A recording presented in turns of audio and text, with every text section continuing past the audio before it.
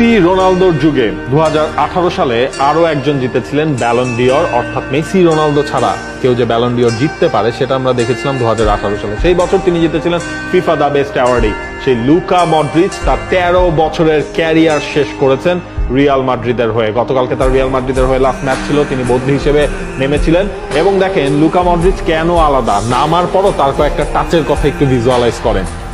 যেই জিনিসটা আমরা দেখেছি লুকা মডরিচের কাছ থেকে এতদিন, রিয়াল মাদ্রিদের মিডফিল্ডটাকে কন্ট্রোল করা, বয়স হয়ে গেছে, এসি মিলানে চলে যাচ্ছেন, তারপরও এই ম্যাচেও যেন একটু হলেও ঝলক দেখিয়েছেন তিনি। যখন তিনি মাঠে নেমেছেন তখন আসলে খেলাটা পুরোপুরি শেষ। ম্যাচ শেষে আমরা দেখছিলাম মডরিচের কাছে সব ফুটবলার যাচ্ছেন, পিএসজি ফুটবলাররা সবাই গিয়ে মডরিচকে জড়িয়ে ধরছিলেন।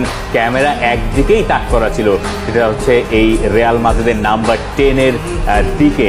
যখন তিনি রিয়াল মাদ্রিদের প্রথমে এসেছিলেন টটনহাম হটস্পার থেকে, তখন তাকে দারুণ কিছু সমালোচনার মুখোমুখি হতে হয়েছিল।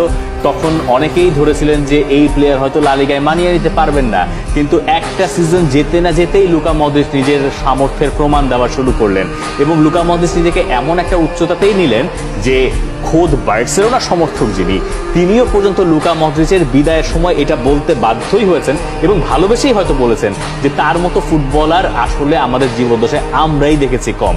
এবং রিয়ালের এই যে গেল কয়েক বছরের যত ধারাবাহিক সাফল্য দেখেন, সব সাফল্যের কেন্দ্রবিন্দুতে আমরা সবসময় ক্রিস্টিয়ানো রোনালদো, কারিম বেনজিমা তাদেরকে নিয়ে অনেক বেশি কথা বলেছি, কিন্তু মিডফিল্ডের যে কন্ট্রোলটা সেই কাজটা করে দিয়েছেন লুকা মডরিচ। আপনি ওই 2022-এর বেনজিমার ওইটাও দেখেন বা সবকিছু মিলিয়েও বলতে পারেন এই লেভেলের ফুটবলার তার জীবদ্দশায় মানে দেখতে পারো আমাদের জন্য আসলে ভাগ্যের।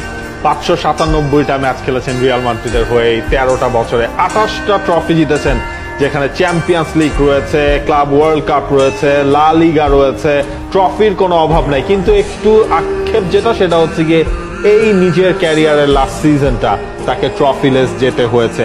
কার্লো আনচেলত্তি তাকে রাখতে চেয়েছিলেন, তিনি ছিলেনও লাস্ট সিজনের সময়, কিন্তু তার চলে যাওয়ার একটা গুঞ্জন উঠেছিল।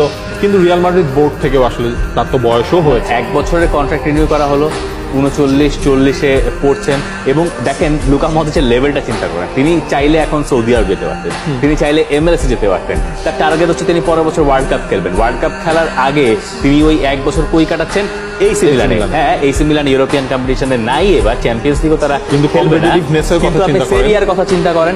এবং এইটা হয়তো লুকা মডরিচকে আরো হেল্প করবে যে শুধুমাত্র সেরিয়া এবং কোপা ইতালিয়া আপনি খেলবেন, আপনার চ্যাম্পিয়ন্স লিগের প্রেশারটা নিতে হবে না। সেই হিসেবে তার কাছ থেকে আরো বেটার আউটপুট হয়তো এসি মিলান তারাও পাবে। দেখা যাক মাক্সিমিলিয়ানো আলেগ্রি আসলে তাকে কি করে ব্যবহার করে। কোনো সন্দেহ নাই তিনি যেখানে খেলবেন, যত মিনিট খেলবেন, তিনি ওই